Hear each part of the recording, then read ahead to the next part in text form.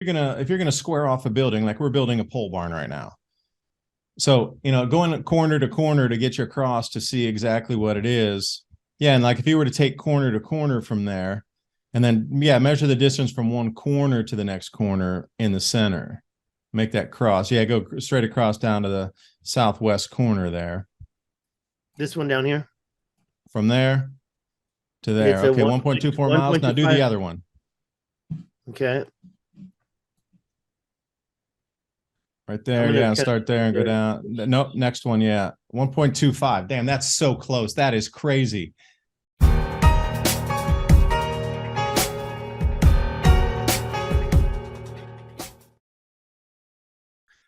Good afternoon, everyone. I know you're always looking for new, exciting information about prehistory because a lot of this is cycles. A lot of things we're seeing in our world today seem to be revolving around cycles. You see there's a change that's occurring at the moment. So ask yourself, why are all the changes happening right this second? Well, if we're entering into another cycle, something heavier, more powerful that will shift society, well, perhaps we are going to, look to the past, the ancient past, to see what is happening and how this could explain some of the changes we're seeing in our modern world today. So I have with me David Stig Hansen. Now, what's so interesting is he went out to Mauritania and hired guides and found his way out to the Richat Structure. Now, that's exciting itself, and that's a full program in its own, but we want to step beyond that to some new discoveries. Now, this actually, I can't believe what I'm looking at right here. I wish that I had known about this. You can see you drove right over it. The road goes right over that. What are we looking at? I didn't exactly. So I hiked to that, and I think I drove to about here. And you see these little roads going different directions. You don't know where they're going. And I didn't have the internet, so I couldn't like follow it like this. I didn't have this resolution. Your phone you could have gone straight out to that canal there. I did. I walked there. And I got video. I rang the rocks to make sure they didn't ring, just like Michael Tellinger. They didn't ring as loud as his rocks do. These trees are about 10 feet tall, right? Okay. Let me tell you how I gauged it. They're about 10 foot tall. I stood on the edge of the canal and took some video. It was above the tree. And I had to climb up at least 10 feet, maybe even 20 to get from the bottom. So I would say they're 15 to 20 feet deep. I got to double check. Maybe I'm misspeaking because it's been a year since I did this. And the trees are in the canal. There's no trees up here. The trees are only growing in there because there's a layer of sand. You never see what's under the sand. You do in some points. There's a big old piece of flat rock under there. So I believe the rock was kind of the bottom part, but they may have broken up. In with sand too. It could be way deeper than you're looking at, because tree roots hold debris in place. So perhaps it's much deeper, but it's just filled in with sand over time. So what you see here is the two parallel canals. They're almost exactly parallel. They're not perfect, but I want to talk about this structure next. Geologic features are really interesting here when you're looking at the wide view out. Because what I see down there in sort of the southeast, it looks like a dancing kind of phantom shape right there with the two arms and something coming off the head. The legs are kind of together. He's got a head and a robe, and that's one sleeve. Yeah, right. Something like that. It's like looking at a cloud. What's truly the cloud? For that one split second, you actually see something there, and then it morphs and bends away. What do you see here? What do you see happening here? Yeah. You see these parallel lines going up to the top of the plateau. BlackRock warns, prepare for a recession unlike any other. History has proven the only way the Fed can fight inflation is with a recession. 80% of the retirees are concerned about inflation and very concerned about the stock market. Big banks and billionaires agree on two things right now. We're heading toward a recession, and investors need to buy gold. Patriot Gold Group is introducing the 2023 Recession Protection No Fee for Life IRA. Call the Patriot Gold Group today before it's too late. Patriot Gold Group has a No Fee for Life IRA where your 401k or IRA can be in physical gold or silver on qualifying rollovers. 888-546-7020 to get your free investor guide today. And now on with the video. The top of the plateau looks like Rudolph, the red-nosed reindeer. There's his nose right there. But watch this. And you've got the plateau as the dark part. It's the darkest part is the top. but there was some type of ancient quarrying going on here. And this is the highest point. But guess what? These lines go over to what's called the Tomyat Mountain, right over here, and it goes right in the middle of it. Why Those is look that kind of like a line pipe snout bisecting right this there. Oh, hill? wait.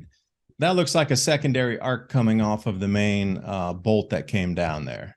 See, you're looking at electricity. I'm thinking it was just ancient mining done by giants.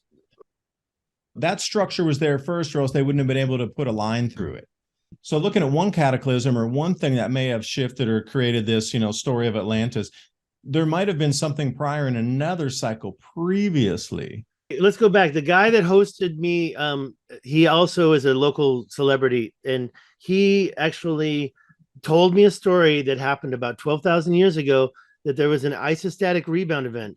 I'm not too into it, but the Taman Reset River apparently rose and dried up. And that happened at the same time. I don't know how close it is to the Atlantic story or not, but what I do want to say here is if you look at these ley line grid maps, you're seeing, not very well here, but ley line node number 20. This is the other side of the world. And that same node, look, this one, this is not flat Earth, okay? Because when I met Randall Carlson, I told him I was a Google Earther, and he said, "Oh, good, I thought you said flat Earth. I was about to throw you out of the car." And he's definitely not flat Earth. But when you see this Go, line Randall, here, go. Oh, wow, and it now, goes right through that line. it goes right Continues through there in Algeria. I know where this is. I'm going to show you this next, or in the next episode. It wasn't just Libya. Libya's got some crazy stuff over here. What's this? That's Chad. This is a whole. This is just craziness. We can talk about this next time, I think. But where you just were, where you were just talking, I think you're talking about that. Wait, you're talking Libya. I've been talking about this for a while. It's out here. It's this weird. But Well, we got areas out there called Manhattan, but the idea that this is natural, and this is the thing. When you compare it to what I've found in Utah and the Grand Canyon, when you look at that, people are very quick to say, "Well, that's just natural, right?" And when you look at the one in Utah, you're like, if it's not, it's still very old. But when could you be look melted at stone too. If you're gonna have a plasma discharge from space, you got to realize the heat in millions of degrees that would be coming down with that. So imagine if you had a plasma discharge right next to New York City, it would melt. And you would get buildings, because they have melted castles in Scotland, melted rock all over the place. So if you're looking at a laid out city grid, imagine if that right there, that dark, what you're seeing was a plasma discharge rolling through the crust of the planet. Imagine the heat coming off of that. That would melt the rock. And if that was struck through, just going with the mind experiment here, if that was an ancient city and that discharge pattern at the end of the tendrils, that would have melted all the buildings. I'm still convinced this is some type of quarrying, but you have these mounds that are built on top of them. I mean, look at that thing.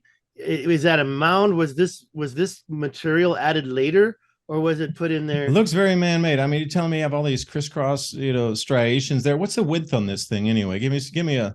Well, let's go with these two straight lines here, from here to here. That's 2,800 feet. So it's like a half a mile, right? There you go, half a mile almost. Yeah, and how far is it? Now go way to the west over there where you see. Yeah, right there.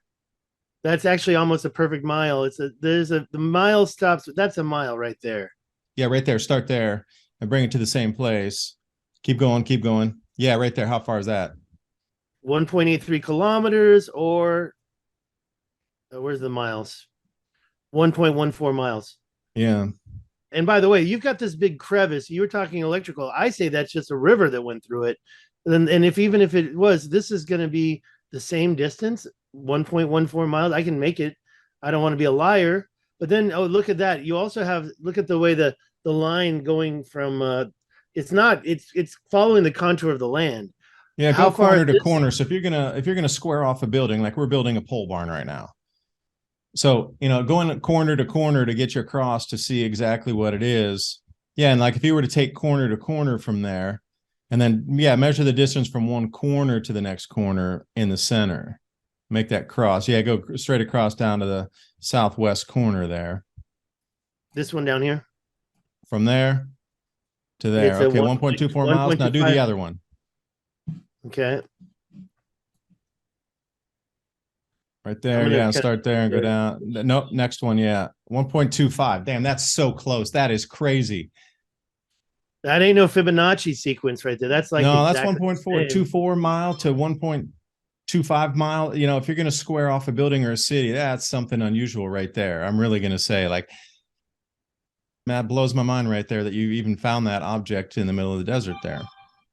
Yeah, well, this Tassili Najir is covered, and I'm okay. So I have this. This was this Atlantis page that I created on Facebook. Yeah, If so tell us you how you can find a so, little more info, because I like the so higher yeah, res definition photos. right. Was this Atlantis? Go there to see everything we've talked about, and you can see. I'm just going to go through these real quick. This is Tassil, where I just showed you, Tassil Najir. Well, and I those are mean, some look at that. Algerian. Yeah, there's been an enormous amount of habitation over the last 12,000 years across the Sahel. I mean, What is the hell? The Ghana kingdom, trade routes, Oh yeah, that's where most of the gold came from. incredibly advanced societies and civilization. I mean, we give it no credit for like how advanced it was across Africa. Yeah, I that's the mean, Grand Canyon. Okay, I'm not going to try to show you everything, but some of the stuff in the Grand Canyon. Look at this mound in the Grand Canyon. This is right in the middle of all that. I mean, do you think that that looks like it was naturally formed when you've got all these other weird crisscross? And look at the straight lines you see in this. I'd have to look and see if there's any other primary strike point where that'd be a tendril strike off. And one of the things that I'm just looking for it real quick that I've been trying to show people is what mainstream says. You know, you've got these plateaus, you've got these, but why would it cut it? I'm looking for it, looking for it. Yeah, and the Hold little on. monument and the buttes and stuff, those always never made sense to me either. Never made sense. Like, how do you get that erosion and it leaves, you know, and then who's the guy who tries to file Mud Fossil University Classic? That guy's really good at identifying electrical discharge patterns in the geology and the or quote unquote electric geology. He's pretty good at identifying areas, different explanations for what remains there, but he's able to pretty much nail where the electrical features of discharge on the planet have occurred. Well, I went over to Utah and I was looking at what's happening in the same place, and rock naturally breaks up and turns into what they call needles, like this. This is called the needles in Utah. It's over there at the Canyonlands. But then when you find that you've got other, I'm going to show you something right here. Okay, so it's possible maybe somehow a rock can break up parallelly. I don't think that really explains this. That's right by the airport in New York. That's something completely different. But and they say it's done for the ducks, but the ducks can fly. Why would you have to make a canal for the ducks? Okay, fine, you've got parallel lines breaking up, but how do you explain geometric lines? How many parallel lines can you find in this picture? This is a plateau. It's got, okay, let's say that's north south. It might not be. Where's And this at? Like, give me a location on the planet. I can show you. That's in the picture. Can you go back to it? Yeah. Oh, there. Let me just max this That's out. sculpted on a plateau top. It's not just one, and let's measure this area just from here to, it's about a give mile. Me a measure off the bottom. That's actually a half a mile. So, and in a way, what about you can just say, the one very dark feature with the very pronounced stripe? Yeah, just at the bottom there. Yeah, and go up to, you just stop right there. Yeah, how far is that? That is a fifth of a mile. Yeah, and the thing is that you don't get just two sets of parallel lines here. That's the thing about it. You know, they try to say, oh, the Utah Canyonlands has the needles and the rock breaks up in these parallel lines. Okay, can you imagine what it would take for a rock to simultaneously break up into three different sets in that far remote area, even in the modern day, to spend that much energy to carve all those lines up there? Well, and maybe it was done with laser beams. I don't know. I've seen some crazy stuff that's modern day. So you get up in the mountains here, and this whole area has been worked. And then you look at this thing here. I call that the comb because it's got bristles on both sides. Now, yeah, right. That's an unusual formation there too. Yeah, it's been engineered. It's been intelligently designed, you know. And you're seeing this in the middle of the Sahara where there's not supposed to be anything. And when you come out of here, look, there's been many layers of work here, like what happened. But again, here. you would be in the bottom of an older estuary at that point. I'm wondering if they were somehow harvesting the water and using that for aquaculture of sorts back many thousands of years ago. For sure. It had to be when there's water. I mean, Yeah, unless that's obviously it was something to do with water, but you look how perfectly those canals come off. And if you're thinking of how we do aquaculture with canals today, or agriculture, both, you're either delivering water to the source or you're having an area where the plants stay in there and then you bring the water to it versus pumping it out and then putting it on fields. You know, same, but different. You see how these lines, these darker lines, look like they were there first? I think they had a machine to make these lines. I can show you these lines all over the world. They're called in Colorado, in Argentina, these straight lines coming off of mountains. But then it looks like here someone did more work and went across. So look at this one; it's broken there, and went across these lines that were pre-existing. Who made the first set of lines? You see lines come away perpendicularly from rivers, but when you see rivers and you see lines like this where they come away almost perpendicularly and parallelly from the river, you know that's not a natural thing. Just like the canals I showed you, you've got yourself, somebody worked this area, and that's just one of them. That's just one of the areas. This is the Tibesti. This has pretty much still shots, and see all photos if you want, or if you go in, you're going to find a bunch of stuff I've gotten pictures of everywhere around the world, and you can start to take a look at some of the stuff. These I mean, these are amazing. These structures, these plateaus, they're more like a mounds that have been made, and check them out. You know, it's all time to compare information, because trying to put the past together will help us understand what this cycle is doing now and about to do more to our current civilization. And once we understand that, we could see why a lot of these changes are taking place right now. So until that time, bye for now.